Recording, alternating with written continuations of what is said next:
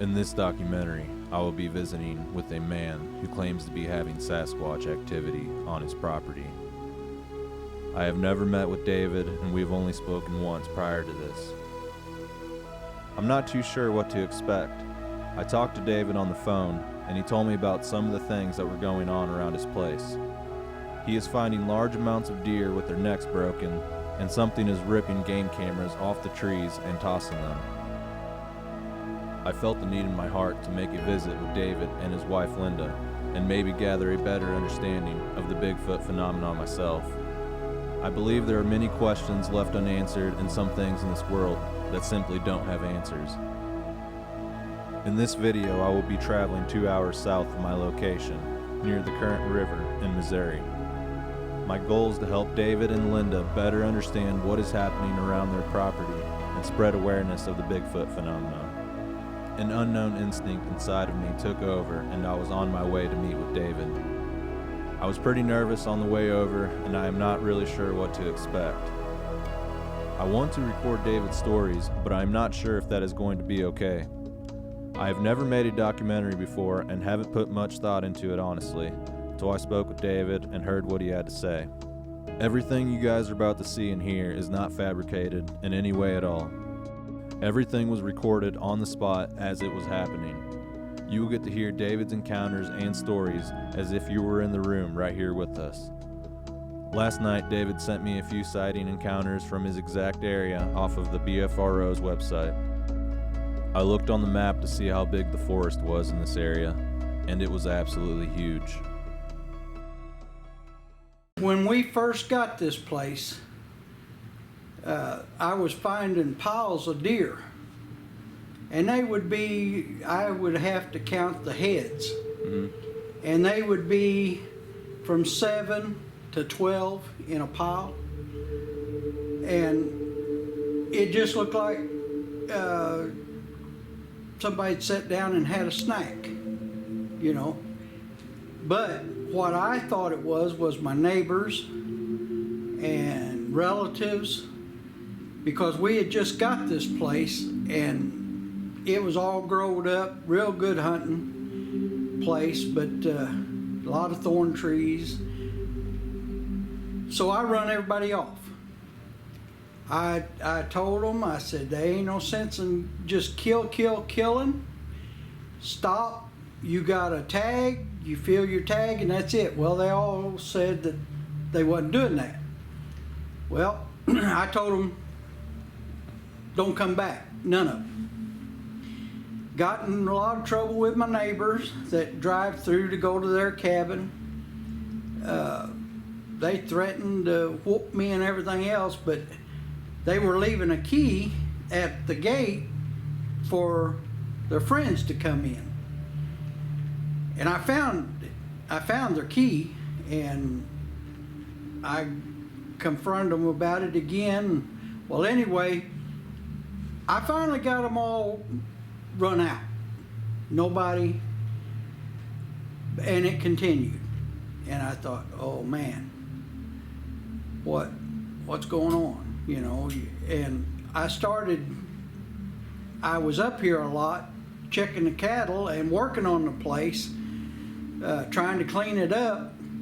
And then I got to seeing, once I got to finding particular spots where they would be just deer scattered, the bones and everything just scattered. And then I found in one of those particular places, I found a young doe that had her head, I say, slapped plumb off, because one side of her face, there wasn't no hide, there wasn't no nothing, and the other side was fine. And her head was laying about 30 feet from her body. Well, I called the game warden and asked them. At that time, we wasn't living up here. We were in process of building our home, but I tried to get the game warden to come up and check it out and tell me what could do it. And they told me it could be a cougar, it could be a bear. But they said that's not typical of those. They don't kill that way. And they would be other marks on the animal. It wasn't no more, that was the whole thing. There wouldn't be any other marks on, at that time, what I was finding. Mostly I was finding bones where it already done it and fed on it right there. But later on, I started noticing trees being broke. One particular cedar tree that stands out in the field I left just because it looked like a big Christmas tree, and the cows used it to rub their backs on and stuff, and would stand under during storms and stuff. Well, I got to noticing that the center of that had 3 trunks. That tree had 3 trunks, and the center trunk of that tree was the tallest, and it had been broke out. Just snapped right off. And that really caught my attention. This is what I call the killing zone down here. Come on, babies. Oh, wow. Come on, babies. Come on.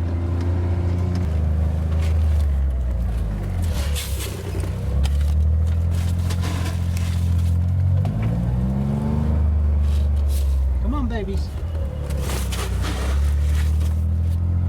You hungry this morning? Huh? Huh, girl? You hungry? Yeah, they're coming now. Come on, babies.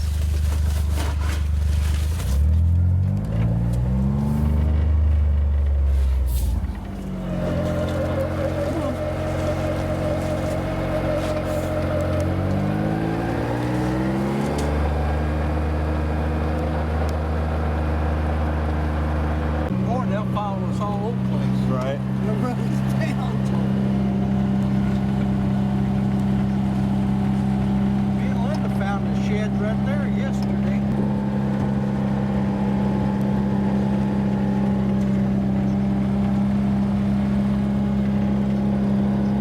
Oh, yeah, there's a big buck right there. Would you hold it here? Maybe I Oh, can they'll get... come to us. Oh, really? Yeah. Come on, babies.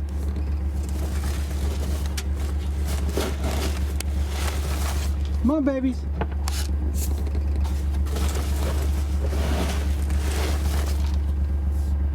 Here comes some here, along the woods.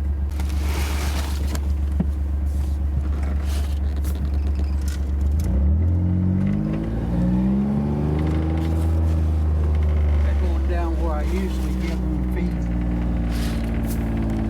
Come on.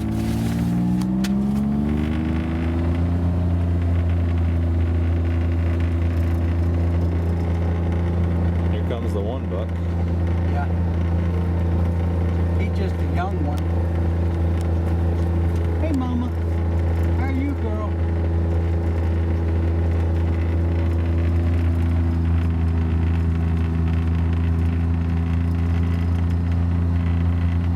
Well, you weren't kidding when you said you had a lot of deer. Oh, this ain't nothing. I'm gonna have to take your word on that too. This is nothing. Well, once they get settled down and get to eating, we can drive right by them.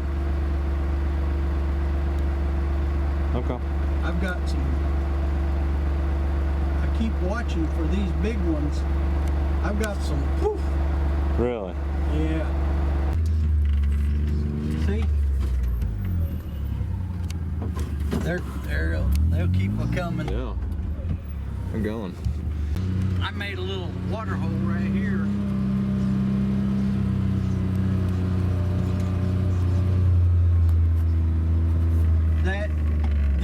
That tree right there Uh-huh.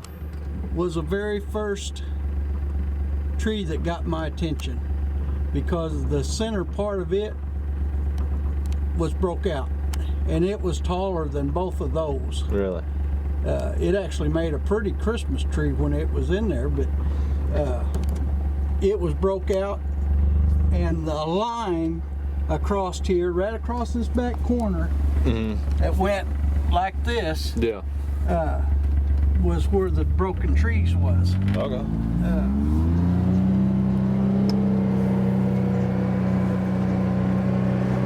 That really caught my attention. Well, I got to looking at that time. I got to looking, and there was a line of broken trees all the way across the back corner of my place. Went probably 200-yard stretch of broken trees that were in a line, and they were, every one broke off about 12 foot high. That didn't make any sense. So I called the game warden again. I went up to try to catch him, and he wouldn't talk about it.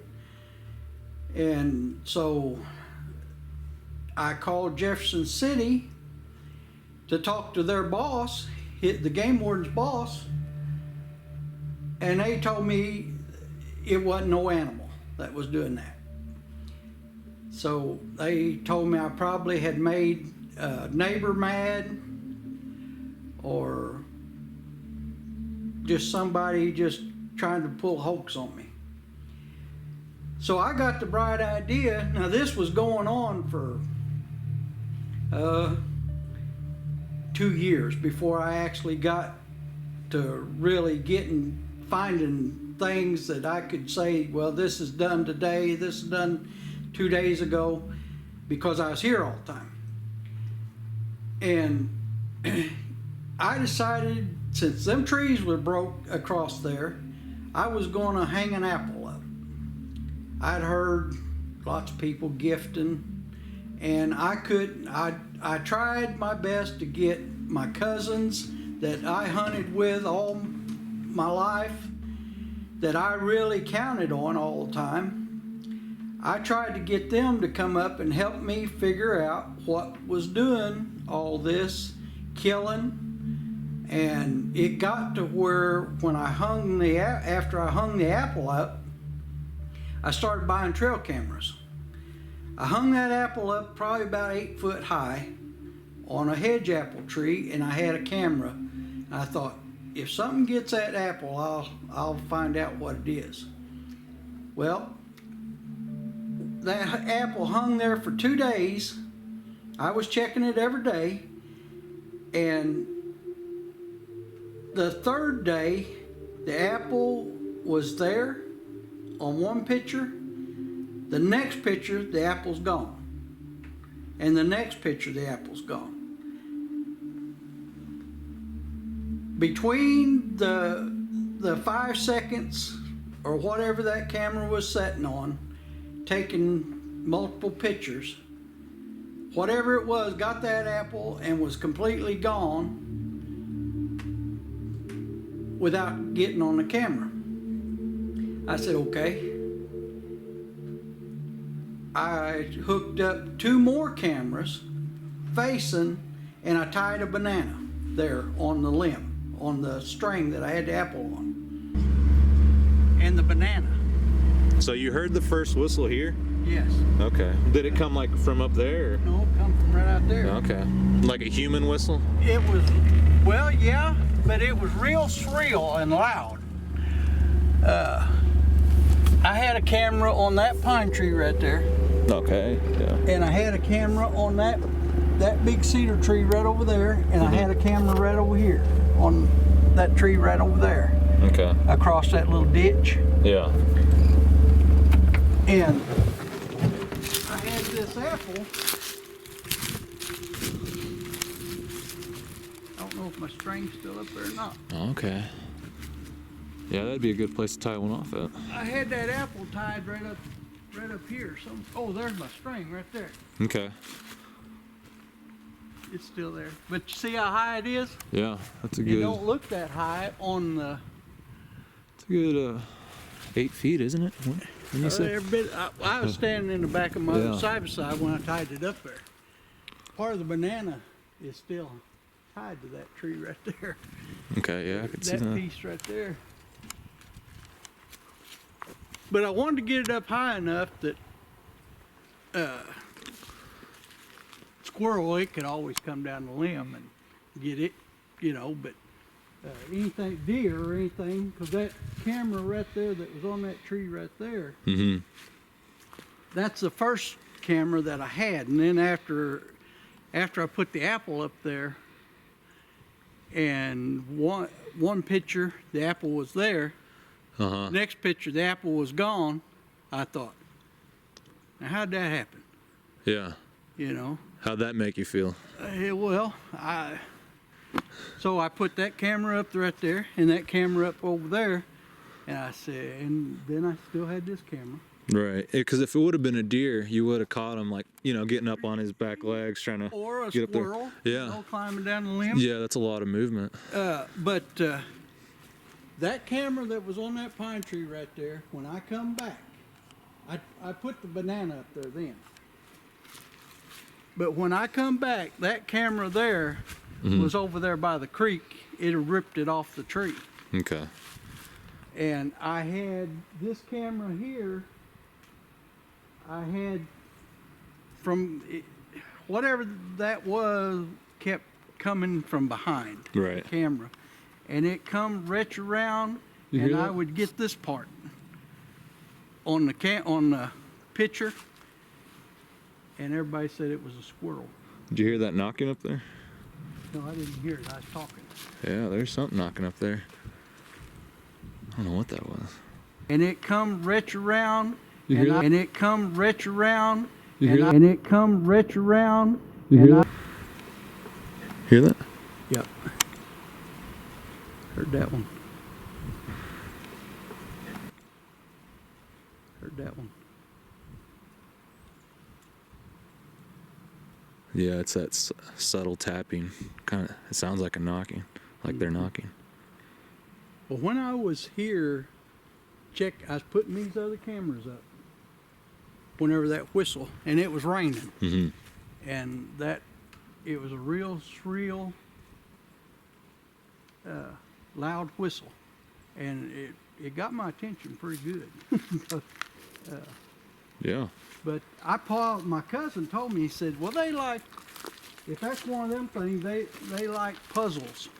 Right. So he told me, he said, get some rocks and stack them up here Mm-hmm. and see. That's what these rocks here are Okay. that's been scattered.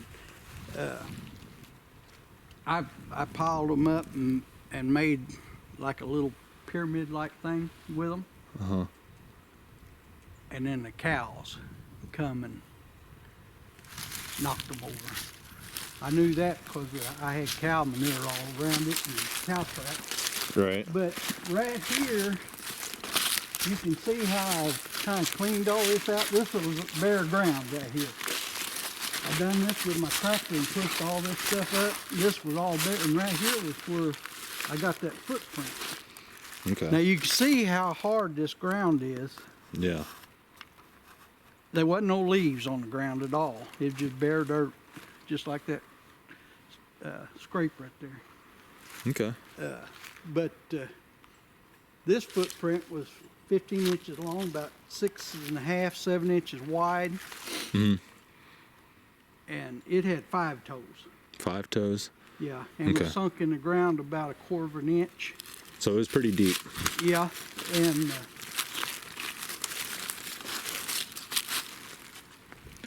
What were you doing when you found that?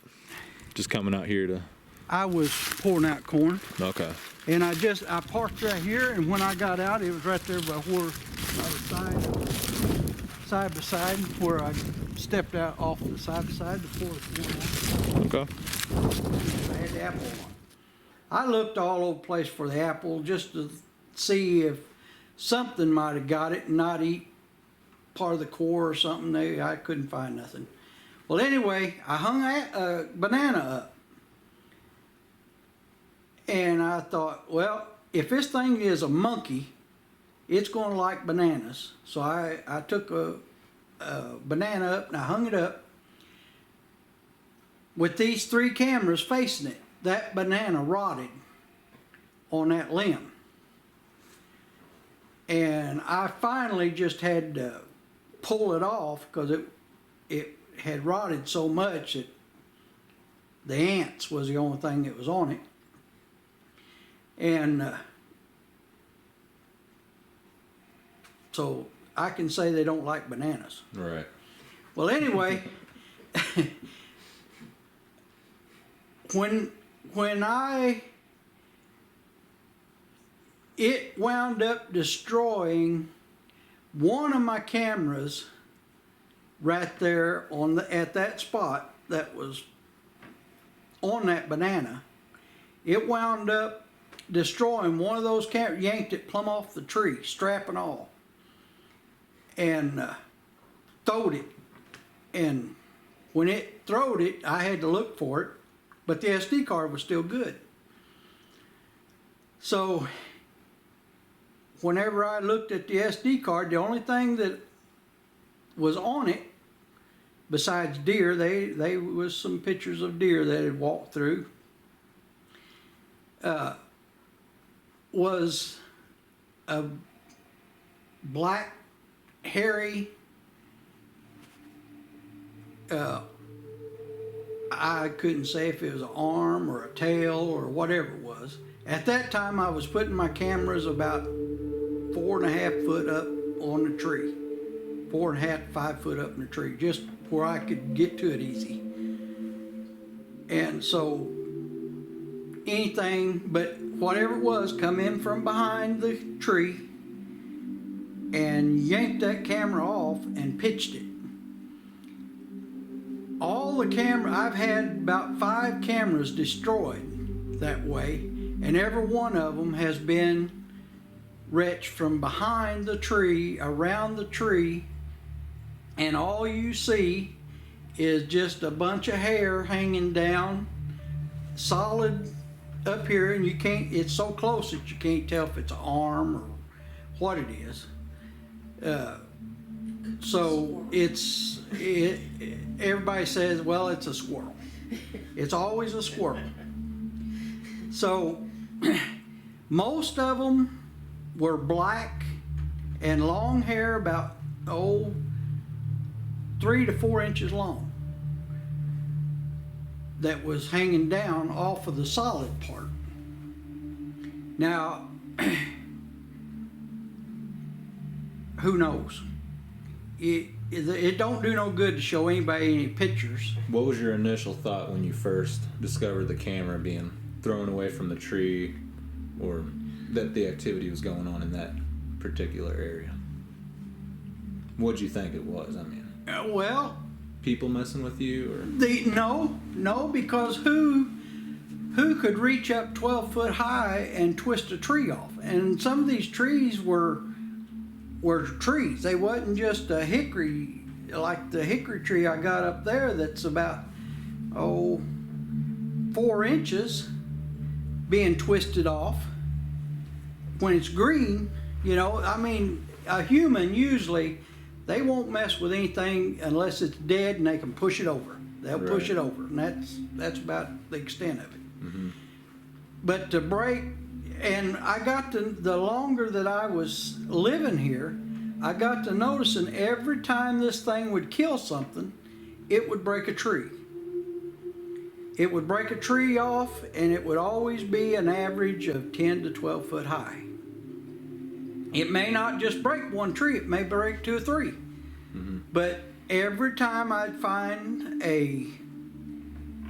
something dead, and it got so bad that I decided it was happening every 2 weeks. I could count it practically to the day that every 2 weeks something would get killed, and it would break its neck.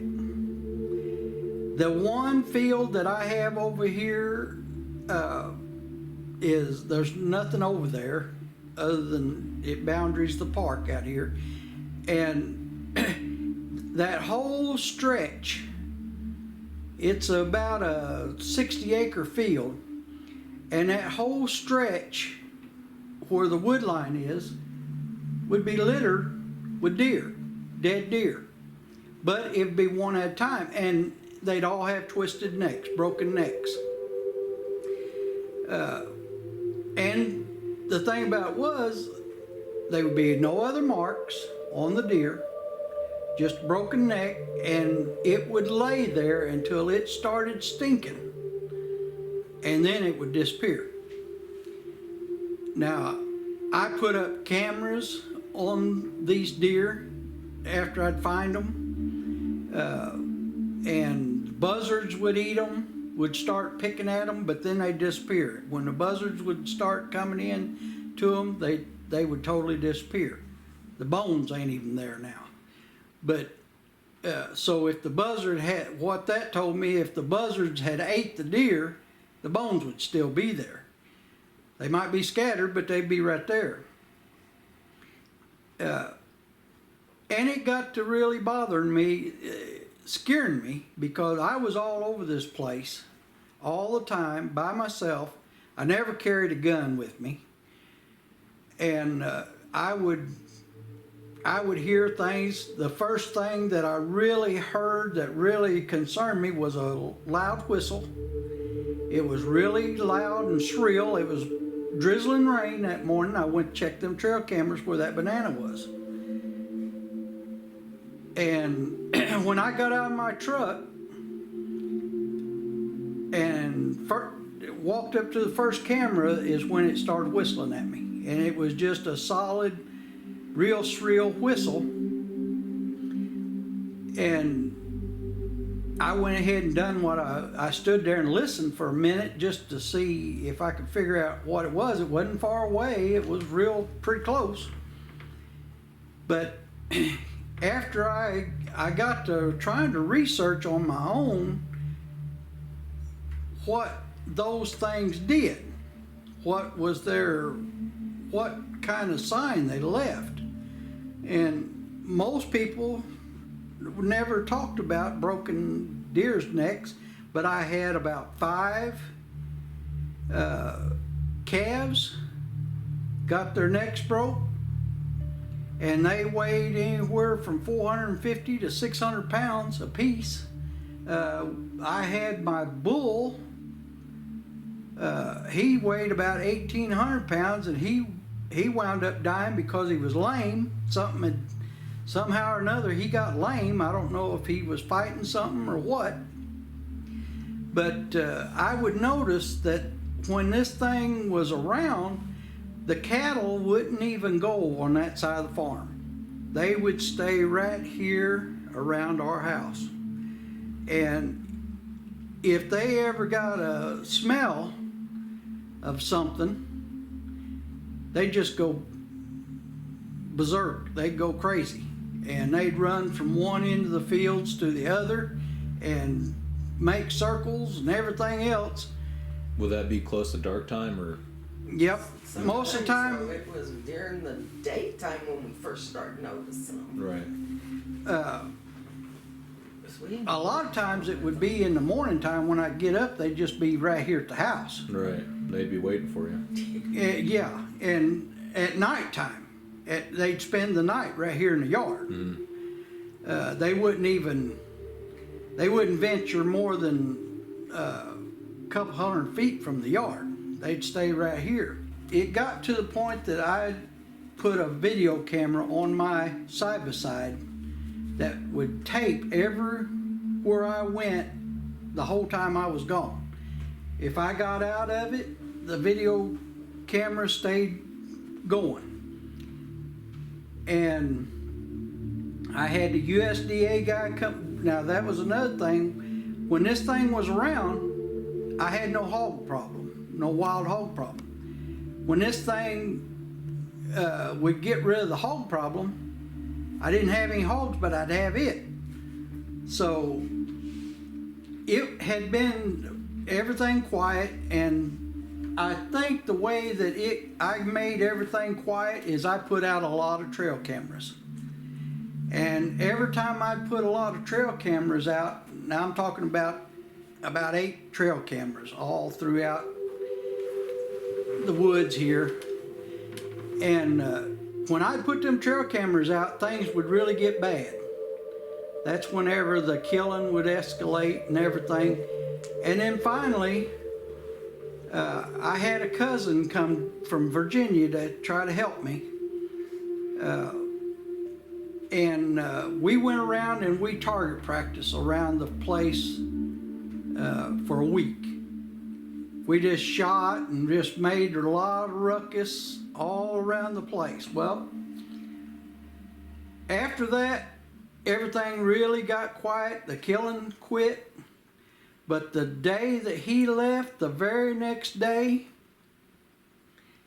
my wife and I, the cows was going haywire again, and we went to see what was wrong. And right down here from our house laid a deer with a broken neck and its butt and its female organ cut out in a circle.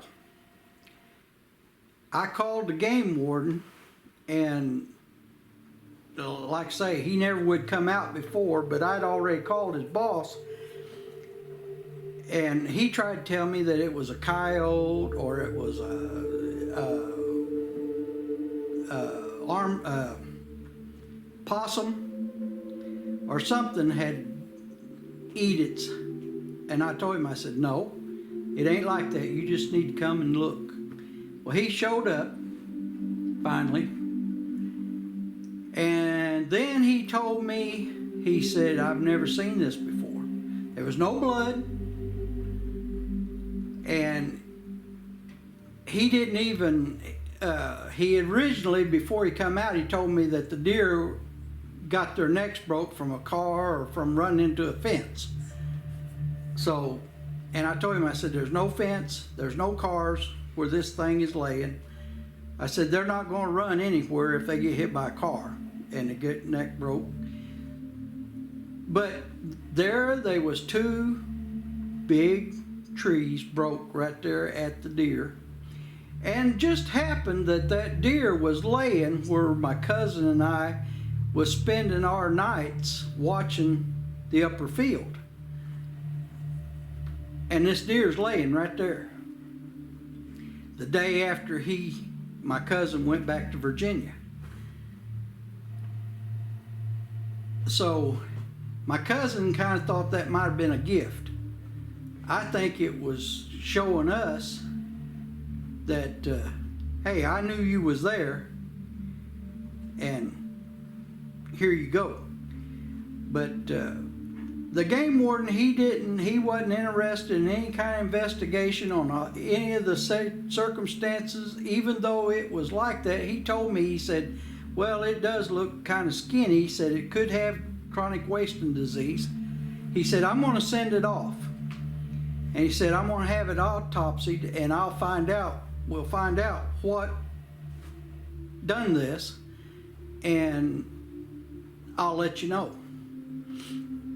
Well, about 3 to 4 weeks went by. I never did hear from him.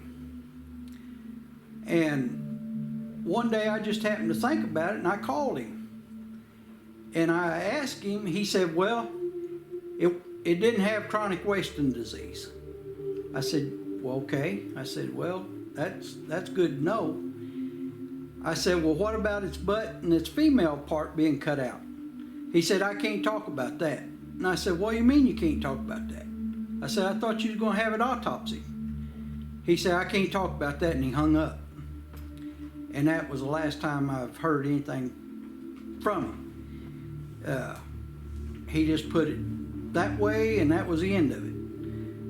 So the USDA guy that come out, that went to trap the hogs, I took him around and I showed him, and I told him whenever he got out of his pickup, I said, now this thing that I have around is killing, it just had killed a hog and broke its neck in 2 places, and it was laying out in the middle of the field up there in the same area within a half-acre spot. All this stuff was going on. And that hog was laying out there in the field. Well, I thought that hog was a calf of mine that had got killed again, another one. Because I didn't drive up on it, I just seen something black laying out there. And, but finally I went over to it to drag it out of the field, and it was a hog. And the hog weighed probably 175, 200 pounds. It wasn't a big hog, but it was out in the middle of the field and something had to catch it. It wasn't just going to lay there and have its neck broken 2 places. And so that was the first hog that I found. And now one thing that I did have, one of the big calves that I had killed, something had looked like it took a knife right between its shoulder blades and cut right between its shoulder blades up to where the base of the neck, and it had went down into the gut cavity all the way down to the heart and lungs and liver and stuff, and got that. And they took it out from the top. And that was really strange. How could they, nothing that I know of besides a human would cut that kind of, until I seen this deer, and it was cut out just about like that. Looked like a knife or something, a jagged edge. But why it had done that, and it done it right after it had killed it.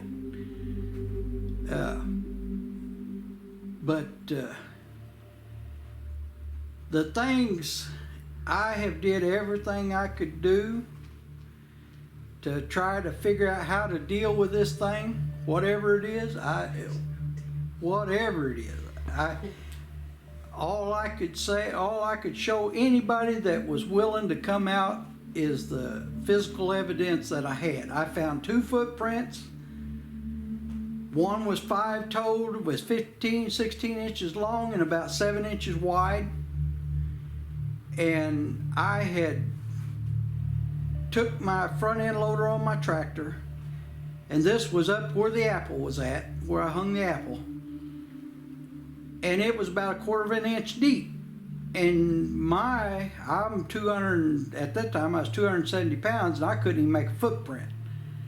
Although I had raked it out with my front end loader on my tractor to bare ground. There wasn't no way I could make an indention. You might see where my foot was, where I tracked across it, but it didn't make no indention. And then I took my tractor up, I made a little campground for my son and some more folks from Arkansas.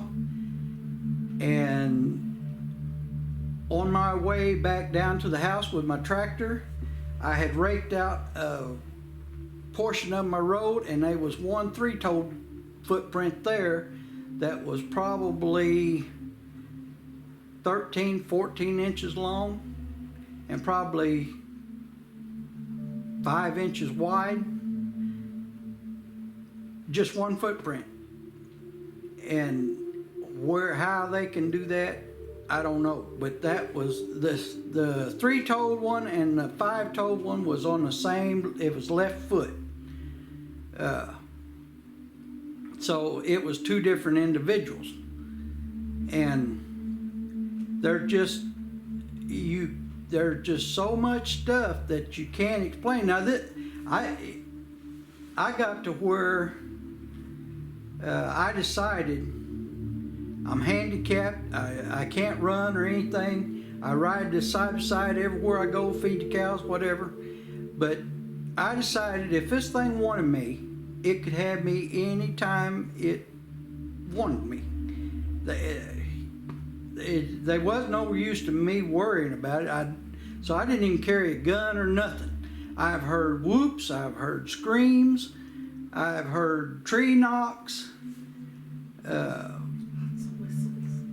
and I can tell you, anybody, if you're sitting around talking, or you just go outside for a cigarette or to drink a cup of coffee and everything is so quiet that it hurts your ears trying to hear something, you better pay attention. My wife used to go to work at 3 o'clock in the morning. Well, I got to feeding the coons and the possums and skunks, everything else on the back porch. I'd feed them cat food, and they might be 10, 15 of them critters on the back porch eating cat food. I knew that if anything was around, any kind of predator was around, them things wouldn't be there, because she had to walk out to her car in the dark at 3 o'clock in the morning.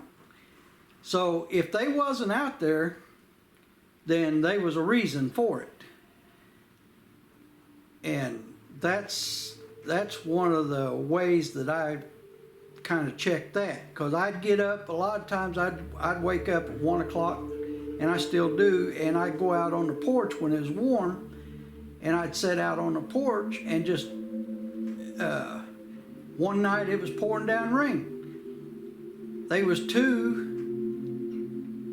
sounded just like people, whistling back and forth from my shop. I heard them all the way down through the field and around the corner where I didn't hear them no more. I have a deep creek that's dry, but the banks on the thing are an average of 10 to 14 foot deep, just straight off, and anything could travel that. But these things were whistling back and forth like two people that was hunting in the woods, calling back and forth, trying to keep up with each other where they're at, without hollering. And they can sound just like somebody. The screams that I've heard, there's no way to even imitate that. My son's buddy got run off around on the side where everything was being killed. He wasn't supposed to be hunting along the field. I asked them all politely, don't hunt around the fields, because if you wound a deer or something, they're going to hobble out across the field, and I don't want to see it.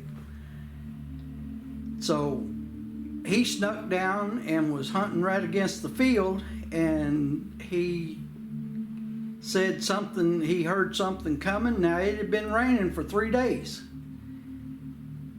and he had set up in between where two trees had fell across the dry creek bank, and they were so big that both of them was so big that I couldn't move them with my front end loader to get them out of the way to bush hog.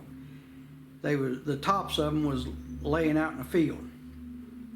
So he hunkered himself in between them. Now these things were about 50 feet apart, and the big tree that he hunkered down was a huge tree. And he rode his four-wheeler down there, got in there before dark, hunkered down this thing. He heard it coming, and when it got to him, it let out a growl, and he said that he could tell that it had lots of lung capacity, and he had a 9mm. He was a deputy sheriff. He is a deputy sheriff. He had a 9mm in his boot.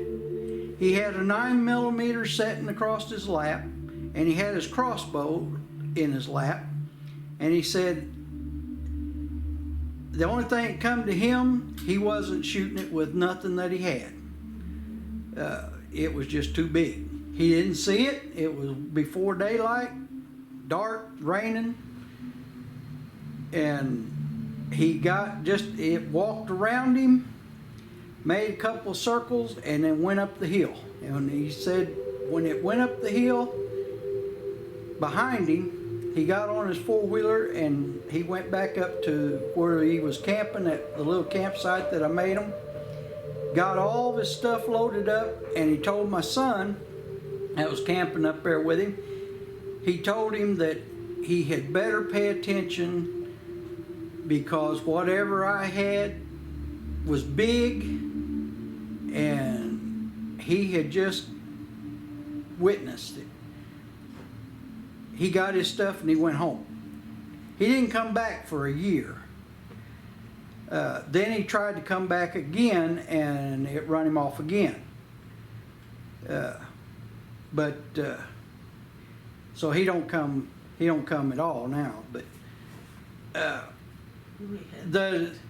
about 3 days after that, I come up out of the field, come across the creek there where he had been sitting, and one of those trees that was laying out in my field, the whole tree's gone.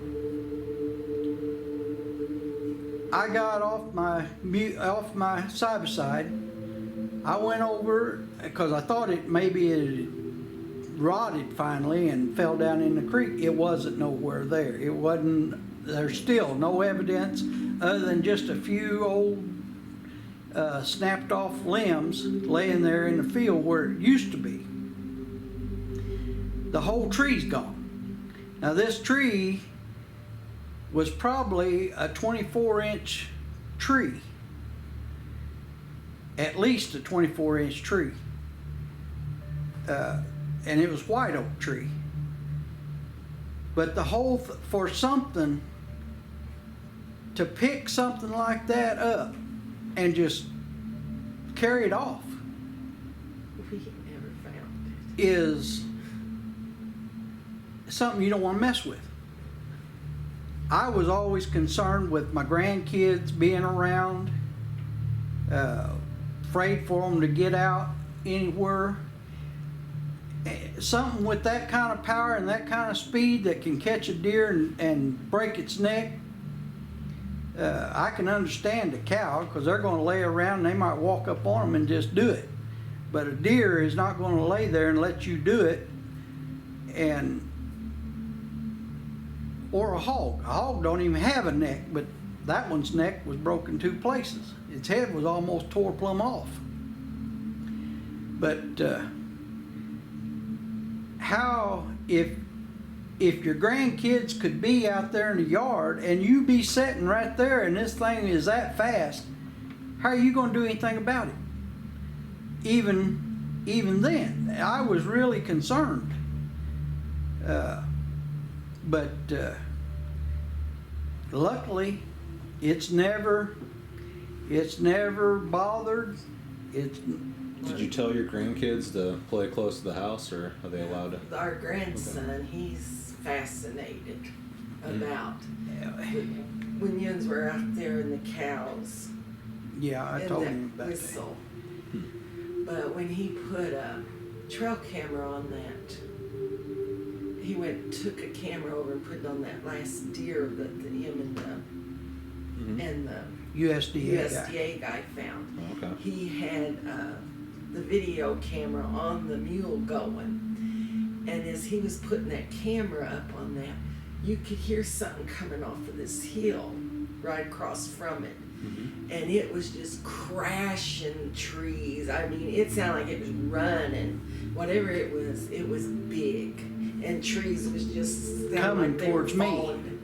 And he was trying to get that camera up, and he goes, uh-oh, something's coming. It's time to go. It's time to go. So when he got the camera up and got it on, then he turned. You could see him turn, and you could see that tree still in the field at that time. And he come on home, and but whatever was crashing, it was loud on that SD card. It's That was coming off that hill. That hill was 150 yards from me and the camera that I was putting up. The camera that picked up that sound was one of those Sony cameras, little cameras, kind of like what you got. And it was sitting on the dash of my side-by-side. Still running. Like I said, I was kind of worried about what. And it picked it up with that sitting there loud enough that it scared my wife. I didn't sleep that night after I heard that. It was so loud that it scared her listening to it coming. Mm-hmm. I never did see it. I didn't give it a told you chance. should stay. As when it started crashing them limbs and trees and stuff. So you say you got the sound on camera? He did, but Yeah. his thing erased it. Oh, okay. Where I run into my problem, Because we was- looked and looked for I had so many trail camera, so many deer pictures, and you look at 500 or 600 deer pictures, and they all kind of look the same. Mm-hmm. I got tired of going back and erasing the trail cameras, so I set my computer up to where when it downloaded the pictures, it would erase the SD cards. But we can't find And I shouldn't have never done that. I should have went back and kept the SD cards, and then went back through. After I went back through them, each picture, and really studied them, that's when I should have erased the SD cards.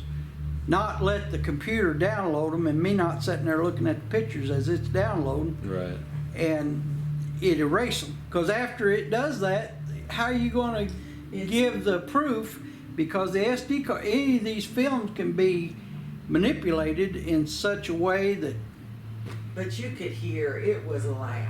Right. Yeah, I've You could experienced hear, the same thing, that's so I scary. believe it. it, I mean, Scary. it was coming.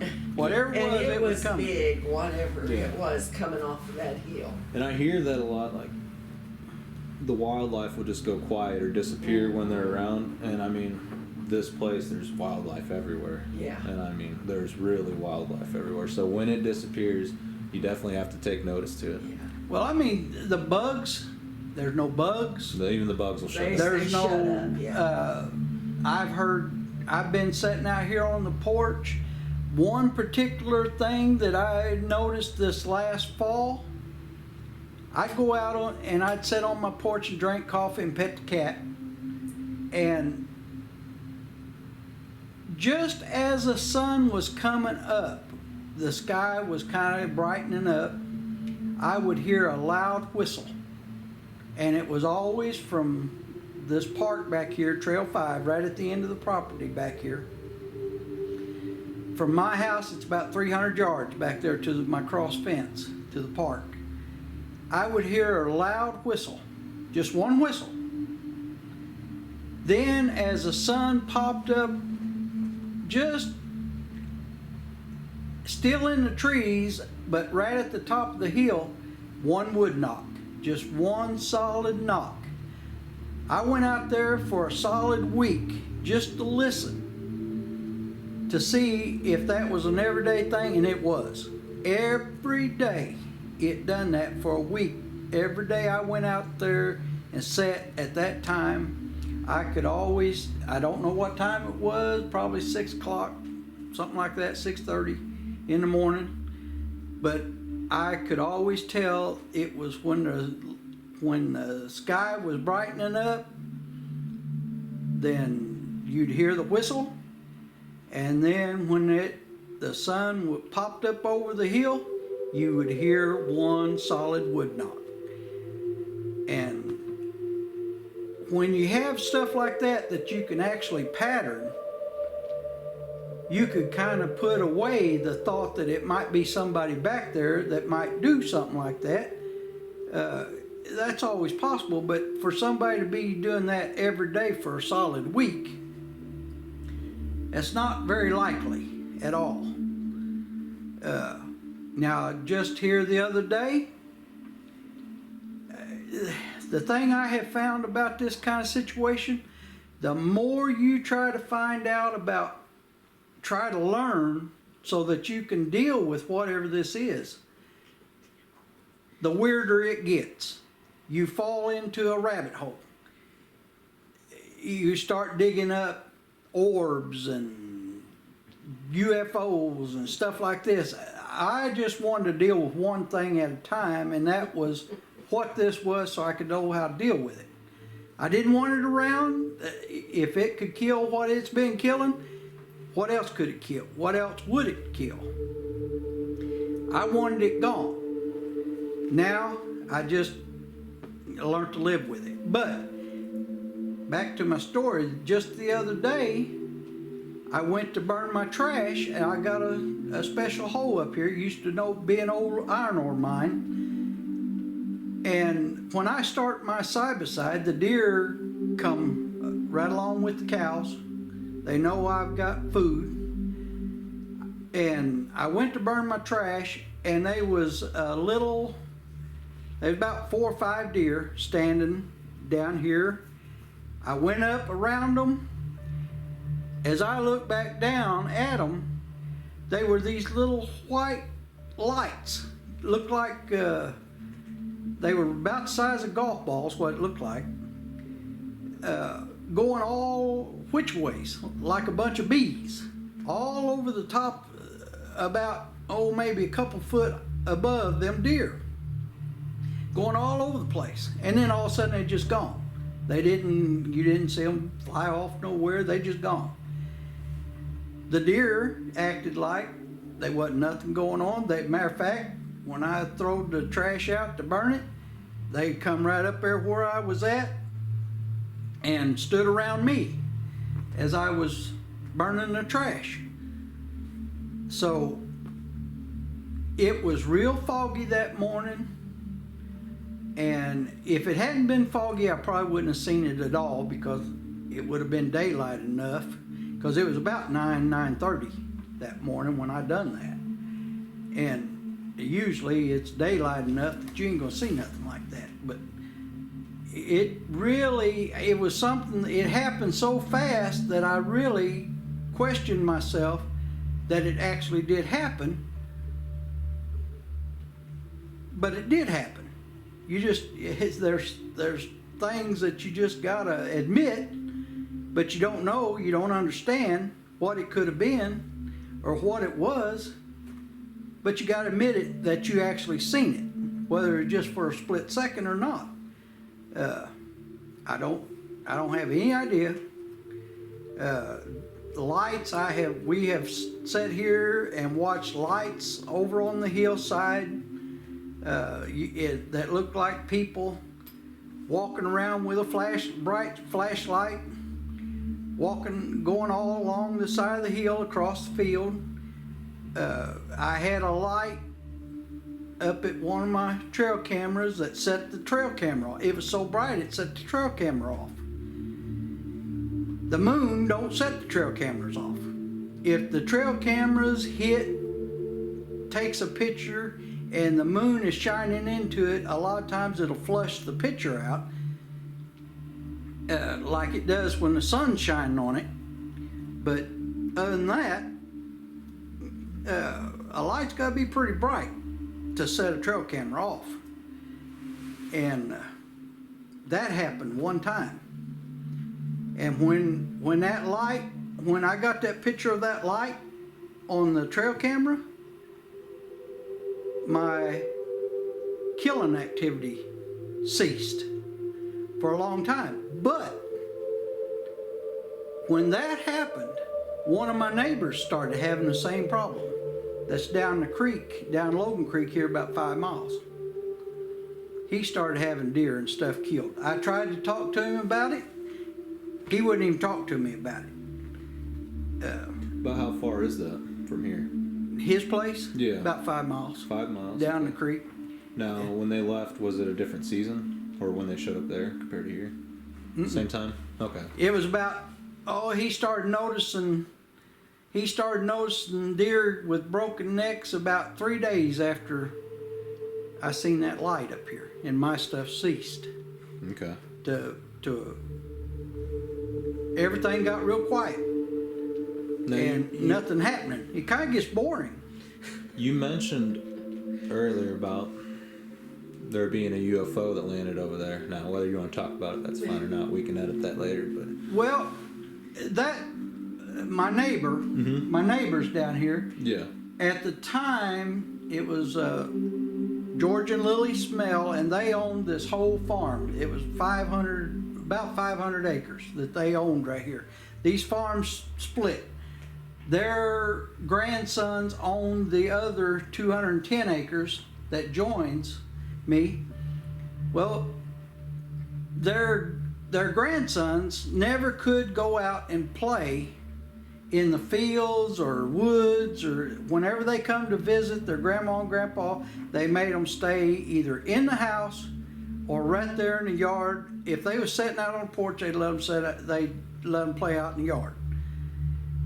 And this happened the whole time them two old people was alive. They never would let them, and they never told them why. But they did tell them of a time when they was sitting on their front porch, and this something, they didn't know for sure what it was, some kind of craft, landed in their field, right across from behind their barn, and was sitting out there in their field with lights on. They said they didn't see any doors, they didn't see any windows. All they seen was something metal that had lights on it, was sitting out there in their field.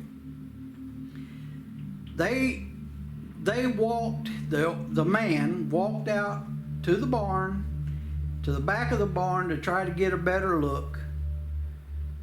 He couldn't see anything, any doors or no windows, no green men or nothing like that. And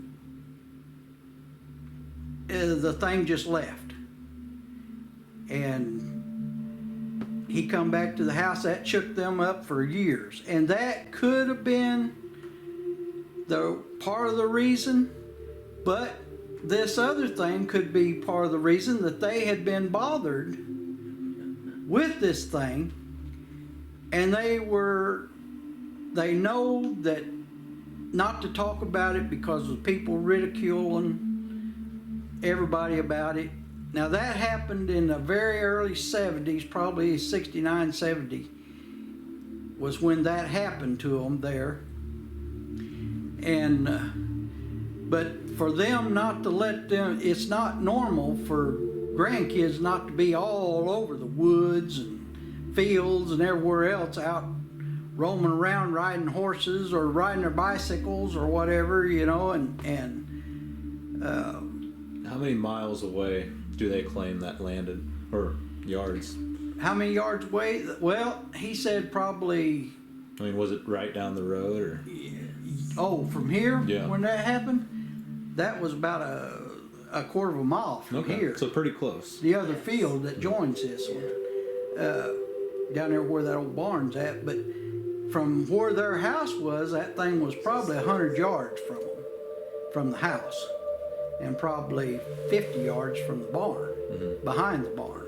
Now, how does that make you feel knowing that you heard that story about the craft landing, but you're also having the activity happen here just a quarter mile up the road? Do you feel like it's connected, or just two separate things that randomly are happening? You know, I wouldn't have never even gave it a second thought. I didn't want nothing to do with knowing UFOs or nothing like that. It's bad enough to have Bigfoot. Right, yeah, I'm the same way. That's just but too much. when you get into all this other stuff, people do think you're crazy, you know. But who's to say that people are lying until there's enough study done to actually figure it out? And like I say, the more you try to figure it out, there are a few scientists now that's trying, but they've got their whole reputation, their whole schooling and everything else on the line. And how you gonna prove it? You know, how do you prove it? Because it's there one minute and it's gone the next. These Sasquatch, I think I finally got to where I just said, I went back there where all the activity and everything was, and I finally just sat down. I shut my side-by-side off. I sat down and I said, okay,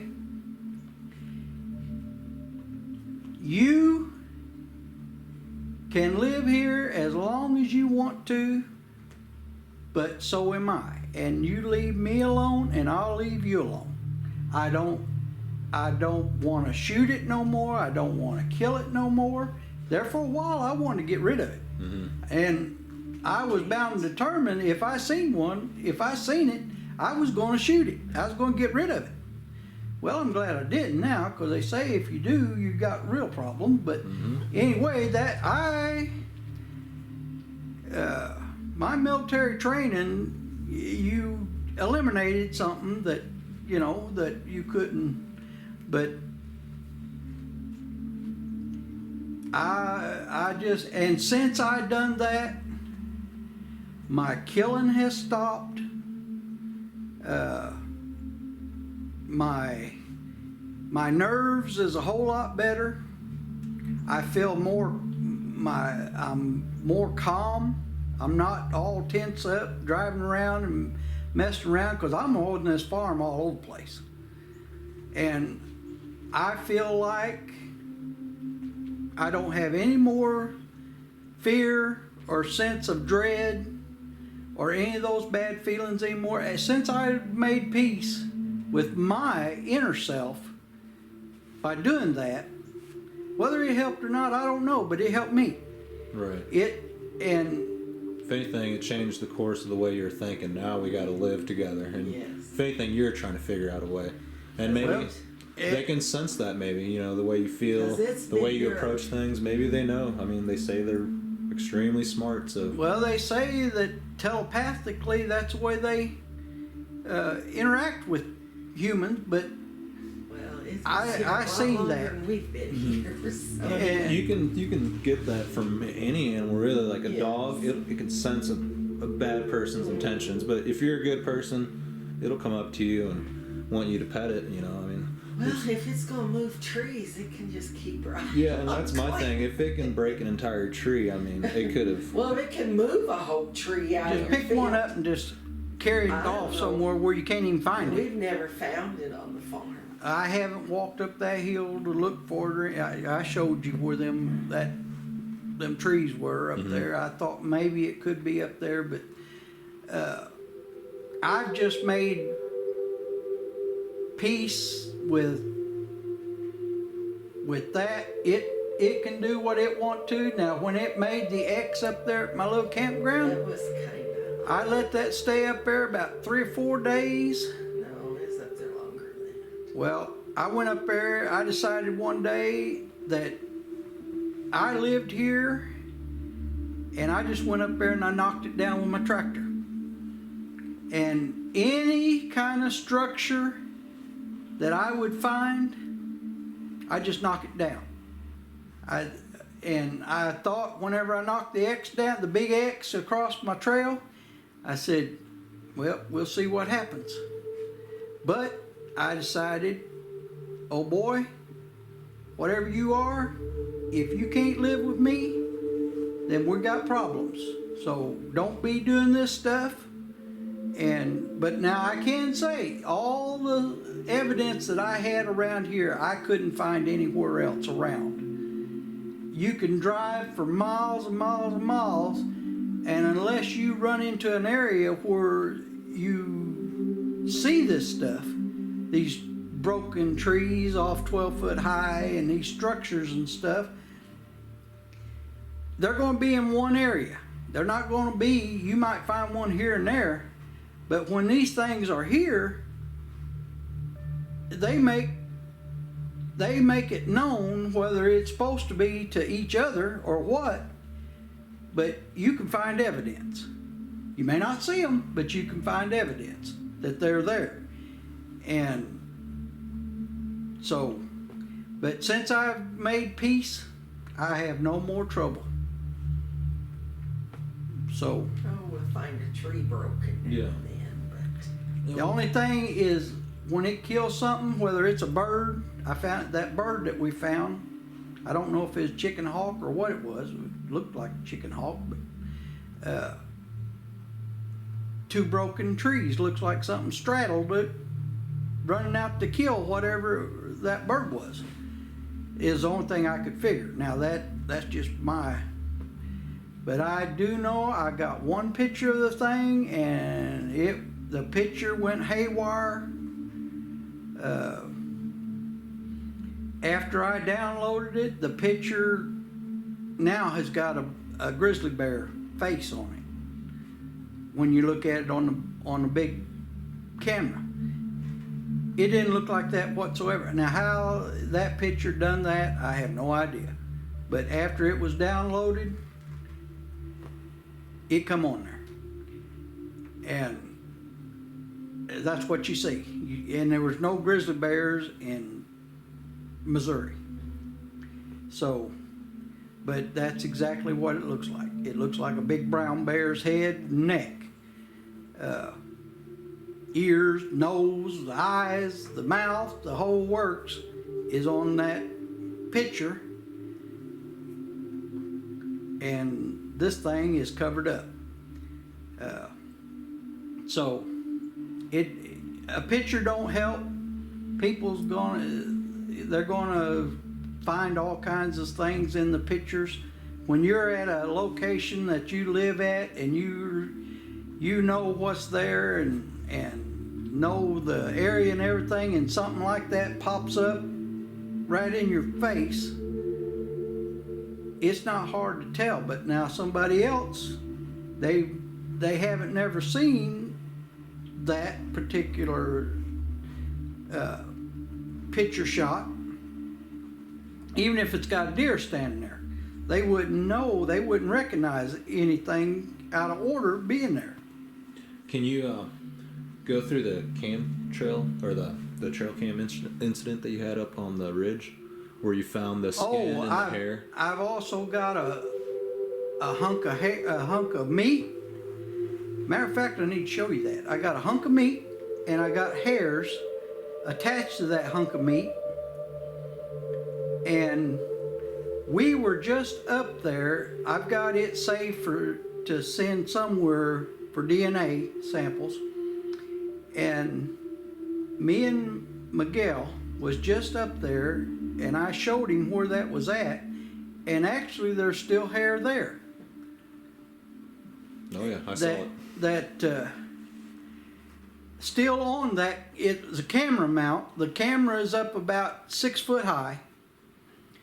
And whatever it was, evidently either raked its shoulder or raked the top of its head across that mount, that tree, that camera mount stands off. It's the type that screws in to the tree, and it stands off the tree. And whatever it was, it got something hung that was on the mount itself, and ripped the hunk out of it. And it actually has still got part of the hair there on that thing.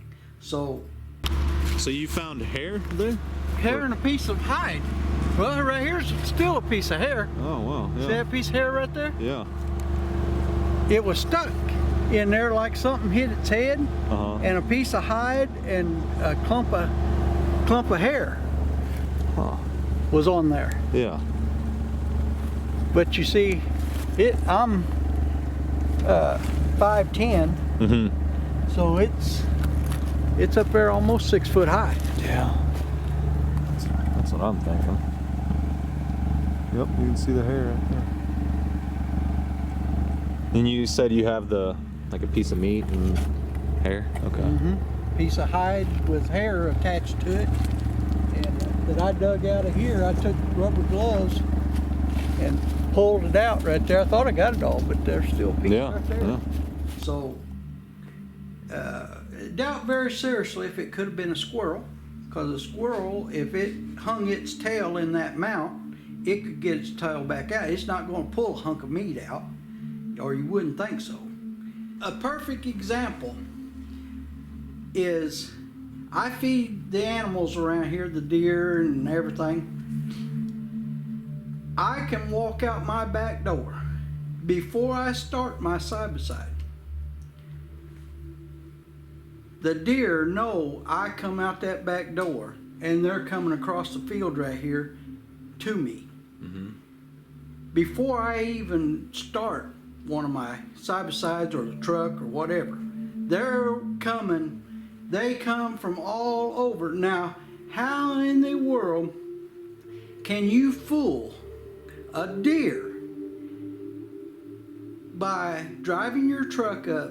It's done all the time, but how does that happen when they know just as soon they know without even seeing you, just by a click of a door shutting? No, yeah. You know, they know They're what coming. you're doing. Yeah. You know, and they're on their way to you. You know, that's a prime example. If I walk out here in this yard, Oh, yeah. I don't even have to say nothing. Yeah. As soon as your door clicks shut, they already know you're coming. They know I'm coming, and they're coming to me. And how in the world, if you really stop and thought about walking out in the woods, through the woods, them deer and turkeys and animals that lives out in that woods, they know everything that goes around them. They know it, and the only hope you got is one just slipped up and you got him. You know, he wasn't paying enough attention, and you got hit. That was his bad day that day. Right. Because just to sit and observe, and me and you could walk out there and sit on my porch right now. And if I shut that door right there, pretty where it clicked, loud enough for them cows to hear it out there, them deer would hear it too, and they would know it. They know it just because the cows heard it, and the cows are moving this way probably. Yeah. It's Well, a chain and- effect. They pay attention, they know what's going on in their environment and their surroundings, and I think these things do too. That's where they live. It's just like your house. If you're in your house, you know if something odd happens in your house. Whether it's something fell over or whatever, you can tell where it was at, and you know it wasn't supposed to be. So Oh yeah, a dog will know someone's coming down your driveway before you can even hear yeah, the tires before on the you, gravel. yeah, or before you could hear, you could say, and they know which one it is. They know the difference between Who it your is, or- sound yeah. and a stranger. Correct. Yeah. If it's yours, they're going to sit out there and wag their tail and be excited. If it's a stranger, they're going to sit there and bark. Yeah, I've witnessed know. that time after time. So, if a person really stopped and thought, how in the world can you tell somebody they're lying, stand there and tell them they're lying when they had the experience, you wasn't there, and it's just, I mean, and that's what happened to me. All my cousins and everybody think that I've been sitting in this chair too long, yeah, and I've went crazy. yeah. I mean, it is unbelievable. Like, It's hard. And all you got, You know, it's like I told them, all you it got is to unbelievable. do, You have to is- experience it. you got, what you need to do is come out here and help me figure it out. I'll show you what I got, and you tell me That's what all they happened. got to do is just come out here and walk. They around. won't do it. Right. They won't do it. Don't want nothing about it. Won't want nothing to do. Even the people that says, I'll come out and I'll help you. Our road grader man said, man, I wanna help you find that. I tried to talk to him one day on his vacation over at the river. He wouldn't even talk to me about it. Oh man. And it was totally like they just, hey Linda, it was totally different. They really don't want to know. Yeah. If they did, they'd get off their butts off the couch and they'd go out there. But I guarantee you, if they're out there walking and they run into something like this, they'd wish they'd found something out about it, know how to handle themselves and whatever. No, like the game wardens, I feel like they get a lot of slack from people because they don't tell people things or inform them, but also they're being told to keep quiet and their jobs are being threatened. So I can understand why they kind of put their heads down. They got to figure out how they're going to keep feeding their Don't you family. think if they let it out, a lot of people ain't gonna go out in them woods? But you know Yeah. what? If I had that job, and if I had a member of my community that was having some type of problem, I would want to try to help them figure out, Right. one way or the other. Because you're serving the people. Right, they're a servant of the people. Instead of ridiculing them and acting like they're stupid, you know, they don't have enough education to even talk to you, you know. How about going out there and trying to figure out like the USDA guy did? He was the only one. So he came out here and He come out here to He put a check pin on Chuck and the hogs. Yeah, he Okay, put a can pin up for we us. go back through that? And He was the only one that when we turned that corner, I told him it's been 2 weeks, it's time for something to die. We turned that corner right over there and there was a deer with his neck broke, laying there. And he said, man. Well, I told him, I said, I told you. And I told him that the minute he got out of his pickup truck, sitting down there at my shop.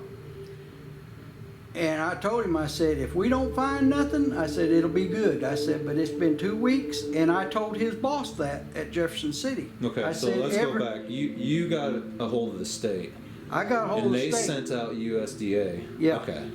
They sent out USDA because I have a farm. It's not woodland, it's a farm.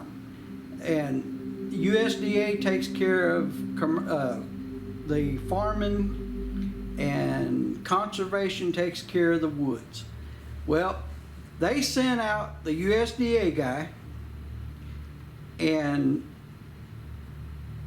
that's when I also told them that I couldn't get the game warden, no support from the game warden, because they were also the main headquarters, the game warden's boss.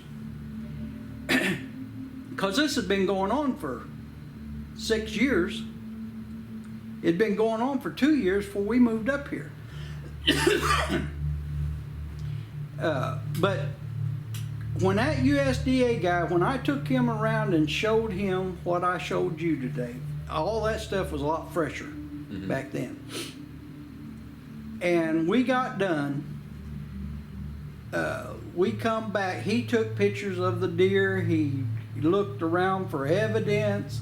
He was the only one that was, but when he got done, when I brought him back to this truck, on our way back to his truck, he said, you know what you got? And I said, I have no idea. He said, you got one of them things that don't exist. And I asked him, I said, well, what are you talking about? I knew what he was talking about, but I wanted him to try to clarify it for me. He said, you got one of these things that don't exist. One of these things that people talk about that nobody believes. I said, well, he said, I can tell you one thing. He said, if you want to see for yourself, he said, I can get you pictures of this thing, but I can't do nothing about it.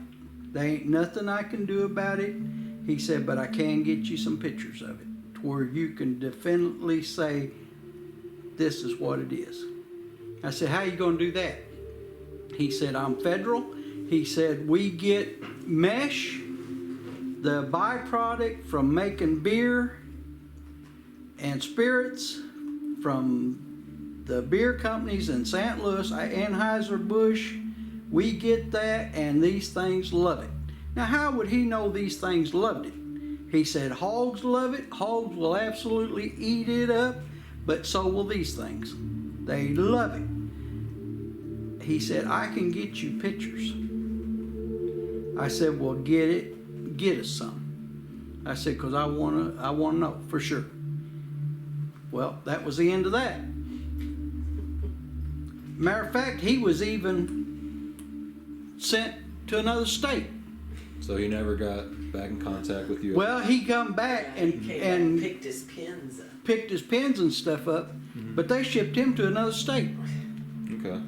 So you never heard back from him since after? they shut I got them his off. phone Okay. number, but it was a cell phone number, and Right. it probably ain't the same one now. Probably not.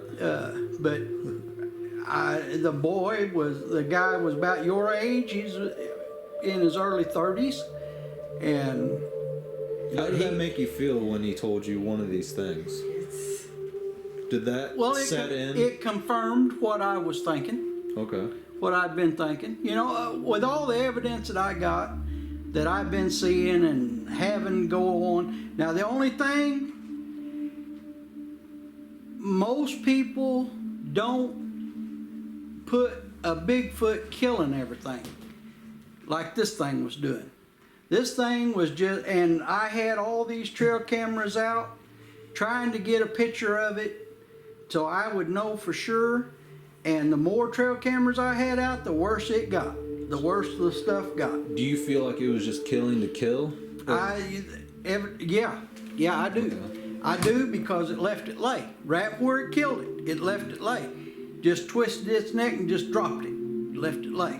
Now, where you would find the deer laying, that's where all the activity was happening? Yep. But is that where all the human activity was happening? Like, if you guys used the property... Wasn't no human activity other than myself. Well, I mean, if you guys went back there to hunt, like, that's also where you guys use the property. Yeah, Okay. yeah, but So you feel like there's kind of a conflict there, but we maybe? didn't. yeah, Between- but at that time I wasn't letting anybody hunt. Like, maybe you guys were going back there, you were going back there on your 4x4, and it was kind of making them angry. Well, That's where If- you're seeing the deer, and that's probably where they're noticing the food at.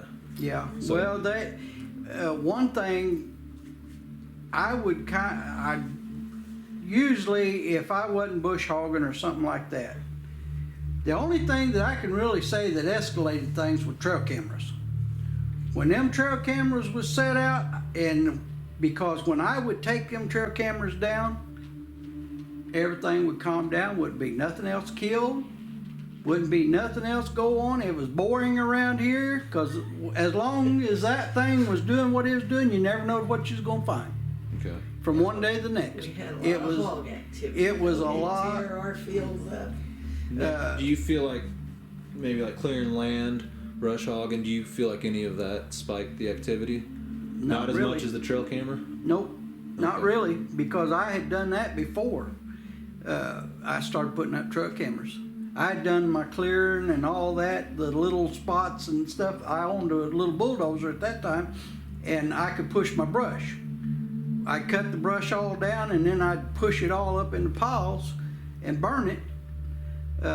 Now I use a tractor to do it, but I was all over the place working, trying to clean things up But after we the don't loggers. know what caused all of the deer to get killed that time. And how long did that last for?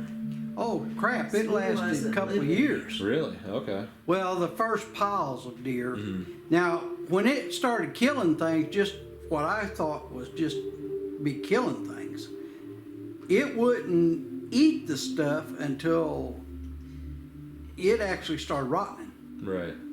and then it'd come and get whatever. It'd leave it lay right there, Okay. and that's when I'd find it right after it happened. But when the buzzards would start moving in to it, to whatever it was dead, then it would disappear. Mm-hmm. And it didn't matter if it was a cow, if it was a 600-pound steer, Mm-hmm. or if it was a deer. Yeah. It would finally disappear whenever it would start rotting. Mm-hmm. When you found all them deer, though, we didn't have cameras then. No, I didn't have any Because cameras. we wasn't even up here. But that was whenever it was just piling them up. yeah, we in don't one- know what caused in one that pile. to happen. It just piled them up in a nice pile. Mm-hmm. And the only way you knew how many was by digging out the heads and counting the heads. How many deer did you find? Like, what's the max number of deer you found in one pile? 12. 12? Yep. Okay. Yeah, and it would always lot of be, Yes. it would always be in a spot on the side of a hill or a point overlooking where, and at first I just thought it was neighbors or whoever killing a bunch of deer and throwing them out to coyote hunt. That's what it reminded me of when I first started finding them. But then as I started looking around and running everybody off and changing the locks and everything and accusing everybody, it still continued. But the piles quit piling up and it just started scattering. That's the only difference there was. Instead of whatever it was, picking it up and carrying it to one spot and sitting down and having its meal, it'd pick it up and maybe take it somewhere else and have its meal, or right there, eat it right there, sit down and just eat it right there. But it was really, and I did my best to get the game warden out here to check it out and to see what he could tell me about it. He wouldn't even show up. Because at that time, I didn't think anything about no Sasquatch or no Bigfoot. I thought it was neighbors. I thought it was poachers. Right. Because I would find turkeys that would be... I had 7 deer. At that time, I didn't have my shop right down here. It was just a field. I had 7 deer right there on that creek bank killed at one time. And all the laying necks there. were broken? Yep. Okay. And what I had thought, I had gate, I just changed the locks on the gate. And what I thought somebody had drove up to the gate, couldn't get in, and them deer was standing down there and they just shot every one of them. Well, didn't none of them have holes, they had their necks broke. You know, I had one deer out all this time. I had one deer killed right here in my barn lot before we got a house up here. Killed right here in the barn lot where I fed the cows with a broken neck. Now, and that's what the government said there's going to be claw marks, there's going to be teeth marks on whatever a cougar or a bear get. There's going to be physical marks on them. They ain't going to have a broken neck. They're going to be chewed up. They're going to be, their neck might be bit, you know, but there's going to be other evidence besides just a broken neck. And these deer are walking around here with broken legs, shoulders, you know. Yeah, I'll have to get a video or a picture of the bucks you showed me. Yeah, there's 2 different ones. Because I've seen the same thing on the properties that I've been on. And I've heard stories to where they say that they will break their legs and go back so they can catch them easier and go back and get them, you know. Just leave them lay so they don't spoil, you know.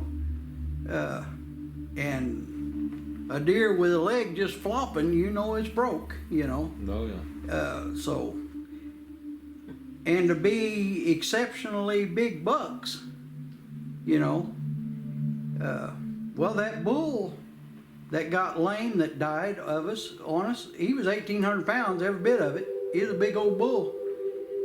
He come up lame and it lasted him about 4 days and he died. It was during all that killing time. Yeah, and that was during the killing time.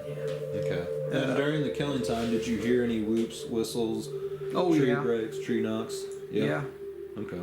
Yeah, but But we wouldn't really. how you gonna? I did it when it was so bad. I went out here on the porch, and I set my trail camera or my Sony camera, video camera. I set it out here on the porch, and I sat there all night long with it on.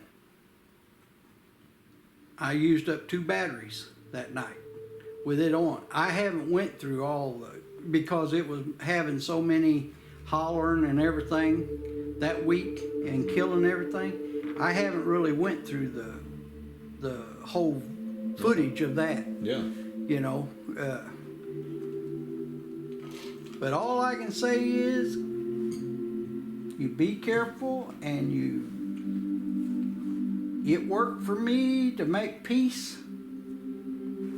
So if you had to tell other property owners across the country that are having the same experiences as you, what would be one piece of advice that you would give them?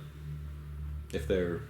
Calm down and do their best to make peace. I got to thinking that what I had could be a dog man, because they say they kill stuff like that. I never would have. It's like jumping in that rabbit hole and everything getting deeper and deeper, you know. And so That 3-tow truck didn't look like a... I don't know, I've never seen a Dogman truck, but... no, it looked just like the other track, only More thing it had human? 3 toes. Okay. I shouldn't say human, but more Bigfoot. Well, yeah, it Hominid. looked like a big fat foot. Okay. You know that. Did you ever get a picture of the foot? Or no, that was... Yeah, I've had a few. You The good got prints a I found, I never got The pictures. the 5-toe one, I took a picture. But you can't really. You tell can't when see you it can- because it don't show up in the camp. You know, I laid my pocket knife down and I got a stick to where I knew how long the stick was, and then my pocket knife, I laid it down into the track, and then I laid it sideways. Then I measured that stick and my knife, and then the stick, because I broke the stick off the width of it, and then it was longer than the stick after. So I put my pocket knife down there. My pocket knife about 4 inches long, and that's where I come up with the about 16 inches Right. and 1/4 inch deep, and I couldn't even hardly make a print, even though it was fresh dirt. Yeah. But I would say now here around the house, I've got it all cleared out. There's not a lot of hiding. There's plenty of hiding places, I guess. But I've got it cleared out to where there's not a lot of underbrush and stuff.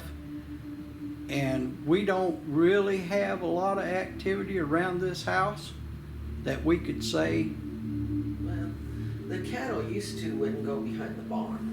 no. But Back they don't there. like to now. I've been Yeah, feeding I them don't up here know on if top of there's this hill here behind the house. some- Yeah, so you can keep But an down eye in on this little valley where I took you, where that pond is, Yeah. over there, they don't like that area. They won't even hardly use that pond. Really? Okay. But Are there a lot of caves around here? there's a lot of caves around here. I have never found none on this Never found place. one on I the found place. some rocks that look like cave rocks Right. back over there where we was at. What about in the park? I'd say there probably There are, probably because there's are, some yeah. bluffs over there. Yeah. When it Okay. warms up, you need to come back down and go out in Yeah. the park. Plus, Current River, see, is just, if you went straight through here to Current River, probably 3 miles from here to Current River. Okay. And there's all kinds of caves over So there. this is really close to the current river. I mean, Yeah. just Yeah, right the closest would be, the way I'm talking now, would be 3 miles. The way we usually go is about 5 miles Okay. around. Mhm. It takes about 20 minutes to get there, Yeah. going around. And we drive over there all the time and just sit and look at the river. It's warm. But lots of wild area, and there's lots of caves Yeah. between here and there. Matter of fact, the cave, one of the biggest caves that hadn't been explored much because they said it was caving in is it called Carterita Cave? They've gated them all off. We can't go back in them. The bats and stuff too. Yeah. So Some of the parks where I live, there's people that aren't allowed to go in certain spots. There's Not just no allowed. rhyme or reason why, you know. Yep. But over here at Log Yard and Owl's Bend especially, that little campground there at Owl's Bend, there where 106 crosses the river, where the old ferry used to be, that that big bluff right there behind the campground on this side of the river is just plumb full of caves. And they go back in there a long ways. They're small opening, then you get in there and they get big. But you got to go up on the bluff. Then nobody really goes up there because they're so hard to get to up on the sides of them bluffs. This time of year you can actually see them Right. from down at the campground. Yeah. But in the summertime you can't see them because of all the trees. Yeah. So you just got to know they're there and where they're at. So, right now, or actually, from the spring to summertime, you have all kinds of vegetation, native grasses, everything growing. But when it gets real cold and everything dries up, you still have all kinds of wildlife that they could feed on. I mean, you have elk, you got deer, you have hogs. I mean, Turkeys. I've heard of horses. There's wild horses out here, isn't there? Yeah. Yep. Yeah, there's turkeys, just all kinds of animals, possums, raccoons. Yep. I mean, just the list. Right goes now on. I'm having a lot of armadillos caught, Nate. Mm-hmm. There's a brand new armadillo right out there Yeah. in the field. Okay. And I can take you around here. There's all kinds of armadillo holes. Yeah. There's one right over there on that little hill there that you can make you all kinds of hats. Oh yeah. Somebody. Groundhogs, beavers. Groundhogs coyotes, really I aren't mean, out right now, but the yeah. armadillos. They say there's badgers. I don't know. I've never seen one. Yep, honey badgers. So I mean. The reason you don't see them, they say they're so fast. Really? They dig a hole.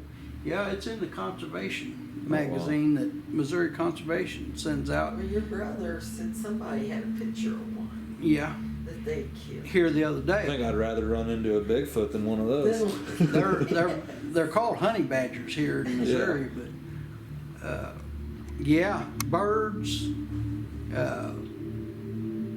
There's just so much. There's ducks. There's grouse. I mean, I've never seen a grouse, but they're here. Yeah, they're here. I've seen them. Okay. I've had them here, but Quail. I mean, Yeah, we've had keeps a few going. quails Rabbits. starting to come back. yep. Snakes. I mean, not during winter, but I mean, there's so much wildlife. Yeah. There's things to eat, besides brush. Yeah. And they're omnivores. Squirrels. That's. So I mean, it's a buffet out there. They just gotta find it. Yep.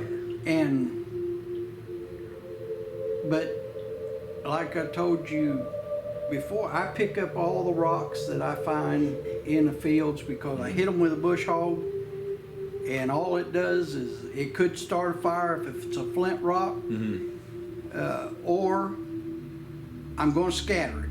I'm going to dull my blades on my bush hog. So if I find a rock out in the field, I pick it up and I throw it in the pond for erosion problems. And I've been finding rocks. Where I've been feeding the deer, I've been finding rocks. And they're not big rocks, they're Like softball size. yeah, probably softball size or baseball size, anywhere from baseball to softball size, and they'll be right there where I'm driving every day, where I'm picking them up. They'll be right there. And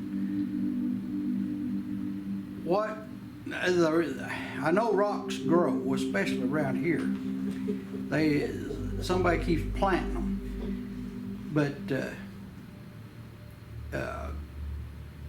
for them just to be, and usually if you kick up a rock with the side by side spinning out or something, it's going to have mud on it, or it's going to be in your road where you travel. It's not going to be out in the middle of the field where you don't have any rocks, and you keep finding these rocks out in places that you don't have rocks. Something's got to be throwing them there. Right. They ain't nothing going to pick it up and just put it there, And that's what I was trying to get across to you earlier. These rocks that I'm finding are not big rocks, but they're where I'm feeding, where I'm at every day, and I just get tired of picking them up. And why they're there. You know, Right. there's not a hole there that I've spun it up with the Right. side by side. Yeah, you've worked the whole property. You know where everything's at. Yeah, I'm there every day. I go through the same routine every day, and when something's different, it catches my attention, just like anything else. But So that's been the big thing. Like that's those rocks. been, and that chicken hawk or whatever it was killed out there in the field, and them broken little trees right there. It may not have a thing to do with it, but that's a third chicken hawk I've found over there, killed. And it could be a cat. A cat could probably catch a chicken hawk or Yeah. whatever that is. You know, whatever kind of bird that is. It ain't I don't think it's a turkey. Turkeys have different feathers. It's either a hoot owl, or it's a chicken hawk, or it could be a buzzard. But whatever it is, whatever catches it, eats it. Right. You know, because the whole thing's there, other than the beak and the bones. You know, there ain't no bones there, but it looks like it just skin it right there. You know. Now you told me about the time you had your grandson down there by the creek, and he was doing whoops. Could you go through that?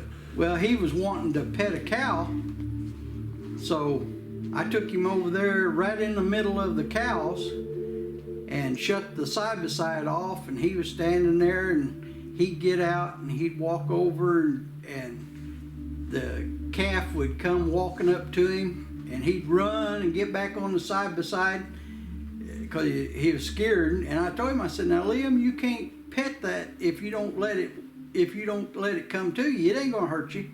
Well, a couple of times of that, he decided he didn't want to pet it, so he was standing up there and we was watching the cows eat. And they was all around us. The whole herd was right there around us. And he decided he was going. Now, this little boy, 5 years old at this time. He went, whoop, whoop. And just as soon as he did that second whoop, it went right behind us. And I told Liam, I said, "Liam," and the cows, they took off up the field. They run 200 yards up that field to the fence and just started going circles up there. Like somebody had shot at them or something. And I told Liam, I said, "Now, Liam, don't do that no more." And I looked behind us, and there's some big old cedar trees over there. And there is a big old deadfall tree over there. Anything could hide in. But whatever this was whistled just like somebody. And them cows, if it was a human, them cows wouldn't have took off running. Whatever it was, them cows had heard before, and they didn't want nothing to do with it, and they took off, even though I was there. So I started the side by side, and I drove down to the cows at the far end of the field down there by Trail 5. I drove down there and drove down through them, and they calmed down, but they didn't come back up here. I come on back and brought Liam back to the house, and the cow stayed down there. So whatever that was that done that, them cows didn't want nothing to do with it. And that told me right there, it wasn't somebody standing back there on that hill that just had walked down in there. You can go out there and you can holler, you can even go out there and shoot, and them cows won't pay a bit of attention. But you get something like that, and they will pay attention. And for them to go stampede, just ain't like it. So anytime we see these cows go berserk, we know there's something out there, and we'll go out there on the porch or just kind of watch around. And a lot of times I have to talk to them, to calm them down. And finally they'll calm down, because I got up the other morning and they were running and going crazy. They were running all the way around the way we come through the woods, running fast. They was sweating and slobbering, and That's when you got up in the middle of the night because they were hollering. yeah. We don't know what was going on. Well, the next morning they're still running. They done that all night long, and yeah, the middle of the night they were just hollering and bawling. And When you've heard these creatures scream, what do the cows do? the cows usually come to the house. Mm-hmm. Okay. They usually come to the house, but usually the times that I've heard them scream has only been one, maybe two times, and that's it. They don't keep doing it and doing it and doing it, and it's such a. Can you explain that one more time? Like when the deer are here and the creatures are here compared to like when the hogs are around. Can you run through that again? When the animals are all calm and they're scattered out throughout the property, there ain't nothing here. There's no bear, I've never seen a bear here. I have seen a cougar here. Have seen back before we moved up here. But I haven't seen one since we moved here. But the deer are calm. Everything just as calm. When this thing shows up, everything filters around us, this house here. We have the deer, and you can drive through the field. If you drive through my fields and you don't see the deer, there's something wrong. If they're gone and there ain't nothing out there, and nothing comes out there whenever you're out there, there's something wrong. But the hogs show up too. Yeah, if this thing, Isn't if there? whatever this is not here, the hogs are here, and they tear up Jack. They tear the fields and tear. I reseeded this place 3 times 2 years ago because of the rooting, and that's when the USDA guy come. And a farmer don't get any help other than the trapping part from USDA or from the government. He don't get no subsidies for reseeding his fields, because that's the only thing you can do, because them hogs, they'll root up a foot deep, you know, and just turn the ground over.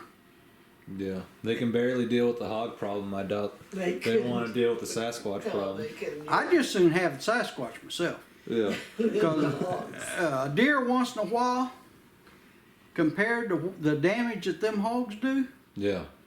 I got pictures right here I can show you of every one of these fields just looked like you took a tractor and a plow.